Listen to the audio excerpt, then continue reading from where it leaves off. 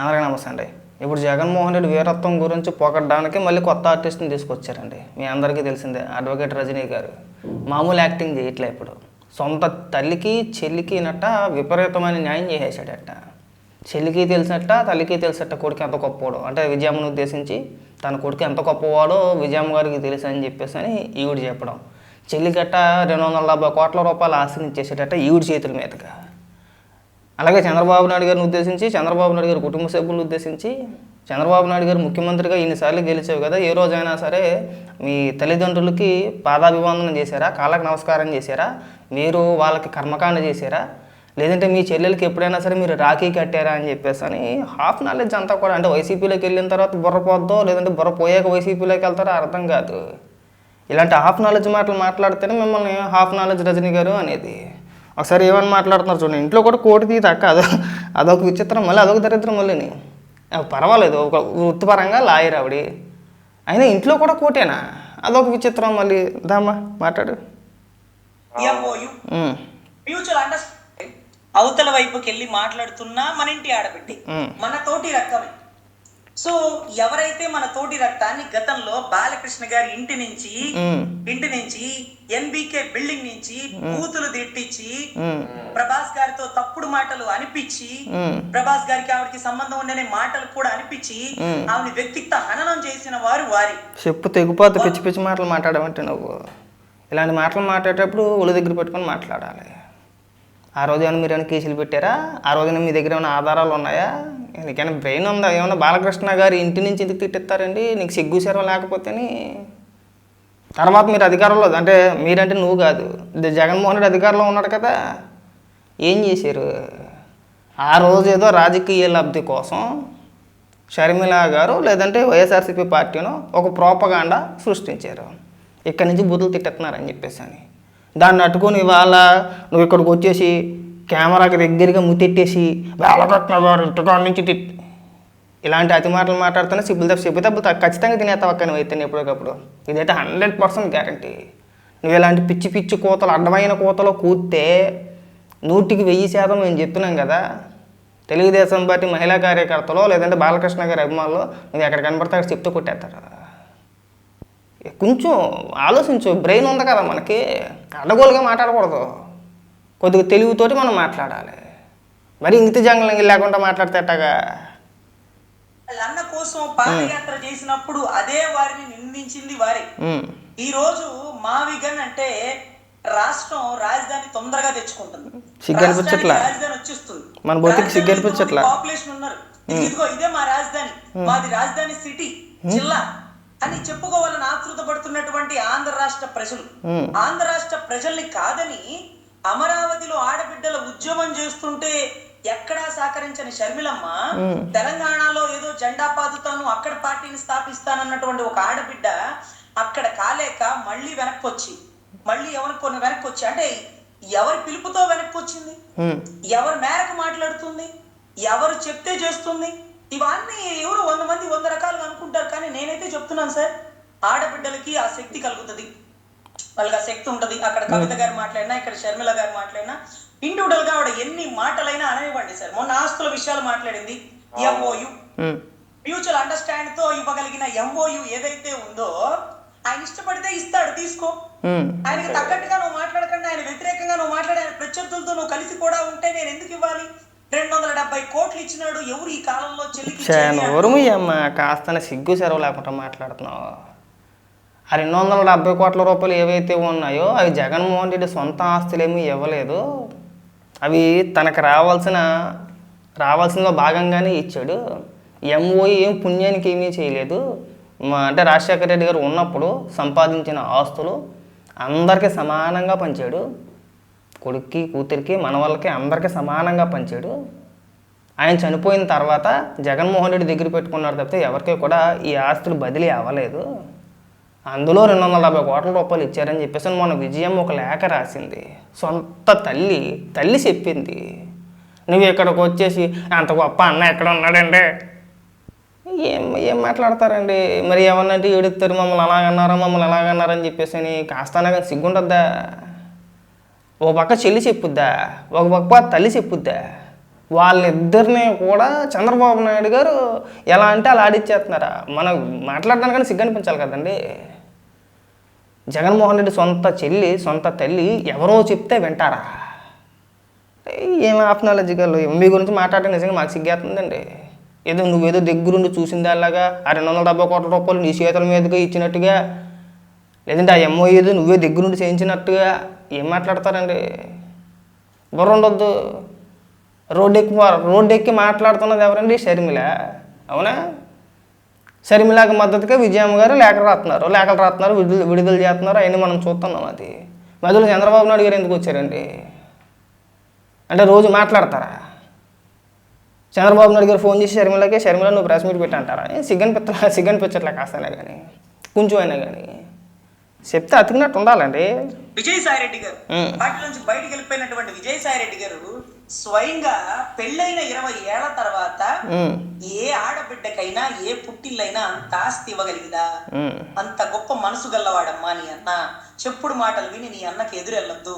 నీ అన్న నిలబడుతున్నాడు, తలబడుతున్నాడు, గెలుస్తున్నాడు. శత్రువులు ఎంతమందినైనా ఎదుర్కొంటాడు, కానీ సొంత రక్తం వెనక్కి లాగుతుంటే ఒక్క మాట ఆయన కార్యకర్తలు అభిమానంతో నిన్ను తిట్టచ్చేమో, కానీ ఆయన నోరు తెరిచి ఒక్క మాట కూడా నీ గురించి మాట్లాడా? ఏమన్నాడు? ఏ కుటుంబంలో ఉండవు సమస్యలు? మీకు లేవా?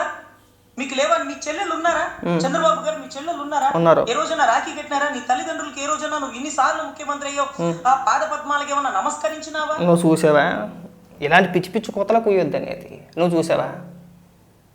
చంద్రబాబు నాయుడు గారి తండ్రి చనిపోయి 30 ఏళ్ళు అవుతుంది, 1996 అనుకుంటా. తల్లిగారు చనిపోయి దాదాపు 20 ఏళ్ళ పైన అవుతుంది, 2006 అనుకుంటా. నీకు 30 ఏళ్ళ కిందటి నాటికి నీకు ఎంత అమ్మ వయసు? మనకు సరిగా పరిజ్ఞానం కూడా మనకు తెలియదు. ఎందుకు ఇంత పెద్ద పెద్ద ముద్ర మాటలని అడుగుతున్నా. ఎందుకమ్మా ముద్ర మాటలు? నువ్వు చూసావా? ఏ రోజైనా సరే చంద్రబాబు నాయుడు గారి చెల్లెలు రాజకీయంగా బయటకు వచ్చి రోడ్డుకి ఏ రోజైనా సరే మా అన్నకు ఓటేయండి అని చెప్పేసి ఏ రోజైనా అడిగారా? రాఖీ కట్టారా? కాళ్ళకి నమస్కారం చేశారా? నువ్వు చూసావమ్మా? నువ్వు చూసావా? ఎందుకండి ఈ హాఫ్ నాలెడ్జ్తో కోట్లు వేసుకొని వచ్చేసి నేను ఆయరేంటి అయ్యి బాబు ఈ పిచ్చితనంతో ఈ హాఫ్ నాలెడ్జ్ తోటి నేను మళ్ళీ పదే ఒక్కాయని చెప్తున్నాను. ఈ హాఫ్ నాలెడ్జ్ తోటి నువ్వు అడ్వకేట్ ఎలాగయ్యేవో ఇవాళకి కూడా అదొక పెద్ద ప్రశ్న అన్నమాట. ఉండొద్దా అండి? ఏది పడుతుంది అడ్డగోలుగా మాట్లాడాడువేనా? మనల్ని 10 మంది డిబేట్కి పిలుస్తున్నారు కదా అని చెప్పేసి డిబేట్లో కూర్చొని ఏది పడుతుంది మాట్లాడేస్తారండి. చంద్రబాబు నాయుడు గారు తల్లిగారు చనిపోయి 20 ఏళ్ళు అవుతుంది, తండ్రి గారు చనిపోయి 30 ఏళ్ళు అవుతుంది. లేని వ్యక్తులు పాదాలకు నమస్కారం చేశారంటే మీరు అప్పుడు మీ వయసు ఎంతమ్మా? అప్పటికి 30 ఏళ్ళ కిందట 1996లో ఆయన తండ్రి గారు చనిపోయారు కదా, ఆ రోజుకి మన వయసు ఎంత? ఏమీ తెలియని వయసు మనకి కదా. అంతంత మాత్రం పరిజ్ఞానం. ఏదో కొట్టుకాడికి వెళ్ళామా, చాక్లెట్లు తెచ్చుకున్నామా, తిన్నామా, అంతే పరిస్థితులు. ఎవరిదైనా కానీ మీదైనా నాదైనా ఇంకొకరిదైనా సరే మనో నాన్నో లేదంటే ₹1 ₹2 అడుక్కోవాలి, శుభ్రంగానో ఇస్తే ఇల్లు తెచ్చుకోవాలి, లేకపోతే లేదు. అంతేనా? ఏదో ఆ రోజుకి ఏదో నువ్వు చంద్రబాబు నాయుడు గారికి లేదా చంద్రబాబు నాయుడు గారి కుటుంబ సభ్యులు ఒకదానివైనట్టు ఏం పిచ్చి మాట్లాడండి ఇవన్నీ. మనం మాట్లాడేటప్పుడు 10 మంది కూడా విమర్శిస్తారని ఇంగిత జ్ఞానం మీకు ఉందా లేదా? పైగా ఏమన్నంటే మళ్ళీ ఏడో మాకండి రజనీ గారు మమ్మల్ని ఎలాగన్నారు అని చెప్పేసి అనొద్దండి. కొంచెం సెన్స్ ఉండాలి, కొంచెం అని బుర్ర ఉండాలి మీకు. ఏ రోజు కూడా చంద్రబాబు నాయుడు గారి కుటుంబ సభ్యులు మా అన్నగారు మాకు ఇలా అన్యాయం చేశారని చెప్పేసి ఏ రోజు మాట్లాడలే. ఎక్కడ కూడా మాట్లాడారా? మరి జగన్మోహన్ రెడ్డి కుటుంబ సభ్యులు సొంత తల్లి, చెల్లి, చిన్నాన్న కూతురు అందరూ దుమ్మెత్తి పోసేయడమే. అవునా? ఉండాలండి. మీ గురించి ఎంత తక్కువ మాట్లాడితే అంత మంచిది. పైగా మావిగాన్ అంటే బాబు అది పెద్ద రాజధాని అండి, ఇప్పుడు అందరూ కూడా పొలవమని చెప్పేసి మావిగాన్ అని చెప్పేసి ఎగబడిపోతున్నారండి. గతంలో మనమే మాట్లాడాం, జగన్మోహన్ రెడ్డి పిచ్చోడు 3 రాజధానులు అంటున్నాడు, అది అంటున్నాడు, ఇది అంటున్నాడు అని చెప్పేసి అని మనమే ఇష్టానుసారంగా మాట్లాడాం. బోల్డ్ మాటలు మాట్లాడాం మనం. 1 2 అవన్నీ వెళ్ళిపోయినాయి. ఇవాళ మనకు నెల పేమెంట్ వచ్చేసరికి జగన్మోహన్ రెడ్డి మంచోడు అయిపోయాడు. అంతేనా? సరే తెలిసి తెలియని మాటలు మాట్లాడమాకండి. మీరు ఏదో గౌరవమైన వృత్తిలో ఉన్నారు. మనకి అంటే జనాల్లో అడ్వకేట్ అంటే ఒక వాల్యూ ఉంటుంది. గొప్ప వ్యక్తిరా, చట్టాలు తెలుసు, రాజ్యాంగం తెలుసు, ఏదో కొన్ని మంచి అభిప్రాయాలు ఉంటాయి. మీలాంటి వ్యక్తులను చూసిన తర్వాత ఈ అడ్వకేట్ల పైన ఉన్న నమ్మకం పోతుందండి. ఏమో అందరూ మీలాగే ఉంటారేమో అని భయం వేస్తుంది ఒక్కోసారి. మీలాంటి వాళ్ళు దొరికితే కనుక ఇంకంతే స్వాహ కదా. ఎవరైనా బాధితులు వచ్చారనుకోండి, మాకు ఒక కేసు ఉందండి వాదించి పెట్టండి అని చెప్పేసి అని ఆ దగ్గర తినేస్తాను తప్ప మీరు చేసేది ఏమి ఉండదండి.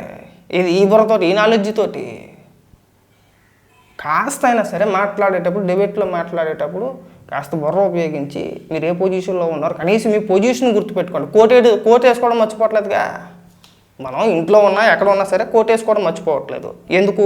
మీరు అడ్వకేట్ అని చెప్పేసి అందరికీ తెలియాలని చెప్పేసి అని ఉద్దేశం. తప్పులేదు అది. మరి కోట్ వేసుకున్నప్పుడు ఆ కోటుకు తగ్గ మాటలు మాట్లాడాలి మనం. మరి సిల్లరగా మాట్లాడితే ఎట్టాగండి? బాలకృష్ణ ఇంటి నుంచి తిట్టిచ్చారండి, నువ్వు చూసావా? నువ్వు చూసావమ్మా? ఇప్పుడు నేను కూడా అనేస్తాను. ఇప్పుడు నీకు నెలకు ఒక 5 లక్షలు 6 లక్షలు ఇస్తున్నారని చెప్పేసి అని అంటాను. నేను చూసింది లేదు, సచ్చింది లేదు. అయిపోతా కాస్తానా కానీ సిగ్గు ఉండాలి. మనం మాట్లాడేటప్పుడు 10 మాటలు మాట్లాడేటప్పుడు కనీసం అందులో ఒక 6-7 మాటలన్నా నిజం ఉండాలి కదా. రాజకీయ విమర్శలు ఉంటాయి, లేకుండా ఉండవు. దయచేసి ఈ పిచ్చి మాటలు మానేస్తే బాగుంటుందండి. చంద్రబాబు నాయుడు గారు కుటుంబ సభ్యుల గురించో మీరు కట్టారా, మీరు రాఖీలు కట్టారా, మీ తల్లిదండ్రులకు నమస్కారం చేశారంటే అంటే వాళ్ళు రాఖీ కట్టంగానే అందరికి చూపించుకోవాలా? ఇప్పుడు జగన్మోహన్ రెడ్డి లాగా ఏ రోజు కూడా కుటుంబ సభ్యుల్ని రోడ్డు మీదకి తీసుకురాలా. ఇప్పుడు జగన్మోహన్ రెడ్డి 2011లో జైలుకి వెళ్ళాడు. పొలవమని చెప్పేసి తల్లి చెల్లి రోడ్డు ఎక్కేశారు. షర్మిల గారు ఏకంగా పాదయాత్ర చేశారు. 2019 అధికారంలోకి వచ్చేంత వరకు కూడా జగన్మోహన్ రెడ్డి వైసీపీ పార్టీలో షర్మిల వైఎస్ఆర్సీపీ పార్టీలోనే ఉంది కదా, అన్న కూడానే ఉంది కదండి. మరి గెలిచిన తర్వాత ఎందుకు దూరం అయిపోయింది? ఇవన్నీ బోల్డ్ ఉంటాయి. ఇవన్నీ షర్మిల క్లియర్గా పోసకొచ్చినట్టు చెప్తుంది. వాళ్ళ కుటుంబ వ్యవహారాలు వాళ్ళకంటే మీకు ఎక్కువ తెలుసా అండి? ఇది విచిత్రం. అంటే ఇక్కడ హైలైట్ ఏంటంటే షర్మిల బాధితురాలకు మద్దతుగా తల్లి విజయమ్మ, ఓ పక్క జగన్మోహన్ రెడ్డి మోసం చేశాడని చెప్పేసి అని తల్లి చెప్తుంది, చెల్లి చెప్తుంది కదా. అది వాళ్ళ కుటుంబ వ్యవహారం, రైట్. వాళ్ళ ఆస్తుల వ్యవహారం, కుటుంబ వ్యవహారం మేము కాదనట్లేదు. అది బహిరంగంగా చర్చించుకుంటున్నారు, ఇంటర్నల్గా మాట్లాడుకుంటలేదు. ఒక పక్క షర్మిల ప్రెస్ మీట్ పెట్టి మాట్లాడడం కానీ ఇటుపక్క వైఎస్ఆర్సీపీ పార్టీ నాయకులు అందరూ కూడా పొలవమని నీలాంటి వాళ్ళు కొంతమంది ఇంకా పొలవమని చెప్పేసి ఆవిడపైన ఎదురుదాడి చేస్తున్నారు. ఆ ఎదురుదాడి చేసే క్రమంలో మళ్ళీ ఈవిడ ప్రెస్ మీట్ పెట్టి ఇంకొన్ని ఆరోపణలు చేస్తున్నారు. బహిరంగంగా జరుగుతున్న చర్చ, అవునా? మరి బహిరంగంగా ఇంత చర్చ జరుగుతున్నప్పుడు కనీసం మాట్లాడరండి. మీడియాలో చర్చ డిబేట్లు పెట్టరా? బహిరంగంగా కొట్టుకుంటుంటే, బహిరంగంగా తిట్టుకుంటుంటే అది ఇంటర్నల్గా కూర్చొని కుటుంబం వాళ్ళు కూర్చొని తేల్చుకోవాల్సిన అంశాలని రోడ్డు మీద తీసుకొచ్చింది వాళ్ళు, రోడ్డు ఎక్కింది వాళ్ళు. ఇందులో ఎవరికో ఎందుకు సంబంధం ఉంటుంది? ఏదో నువ్వేదో మధ్యవర్తిలాగా అన్నీ నీకే తెలిసిందలాగా బాధితురాల కంటే మీకు ఎక్కువ తెలుసు. మీ అన్న ఎంతో గొప్పోడు అమ్మ, చాలా గొప్పోడు, చూసాం మేము అక్కడ, రైట్. ఏది ఏమైనా సరే మీరు ఇంకెప్పుడు కూడా మాట్లాడేటప్పుడు కాస్త ఆలోచించి మనం అంటే మీరు అనుకుంటున్నారేమో ఎవరు కూడా చూడరేమోలే పరిశీలించాలని చెప్పేసి అని. అన్నీ చూస్తారు, ఎవరేం మాట్లాడుతున్నారు, ఎందుకు మాట్లాడుతున్నారు అనేది అన్నీ చూస్తారమ్మా. చూడకుండా ఉండరు. సమయం సందర్భం వచ్చినప్పుడు ఇలా బయటెడతారనమాట. ఇక ఈవిడ తెలివి, ఈవిడ జ్ఞానం ఈ మేరకు ఉంది, ఈవిడ పరిజ్ఞానం ఈ మేరకు ఉందని చెప్పేసి చెప్పే ప్రయత్నాలు చేస్తారు. గత 5-10 ఏళ్లలో మనం రాష్ట్రానికి ఏం చేసి తగలడ్డామని చెప్పేసి అని తెలుసుకొని దాని గురించి మాట్లాడితే అద్భుతం. 30 ఏళ్ళ కిందకి 40 ఏళ్ళ కిందకి వెళ్ళిపోవసరం లేదు. ప్రజెంట్ తగలడితే సరిపోద్ది. గత 5 ఏళ్ల కాలం పాటు ఏం చేశారు, అంతకుముందు 5 ఏళ్ల కాలం పాటు ఏం చేశారు, ఇప్పుడు ఏం చేస్తున్నారు, రాబోయే కాలంలో ఎలా ఉండబోతుంది అనేది ఇవి మాట్లాడుకుంటే చాలు. అనవసరమైన వాటి జోలికి పోయి మన అడ్డగోలుగా మాట్లాడేసి ఏదో కవర్ చేయాలనే ప్రయత్నంలో నువ్వు పిచ్చ మాటలు మాట్లాడమాక. ఇది తగ్గించుకుంటే బాగుంటుంది. నా రిక్వెస్ట్ ఇది. మిమ్మల్ని విమర్శించాలనో లేదంటే ఇంకొక రకంగా అనాలనో ఉద్దేశం కాదు. అనవసరంగా ఉన్న పరువు ఎందుకు పోగొట్టుకుంటారో. దయచేసి ఇంకెప్పుడు కూడా ఇలాంటి అడ్డగోలు మాటలు, పిచ్చి మాటలు, హాఫ్ నాలెడ్జ్ మాటలు మాట్లాడమాకండి.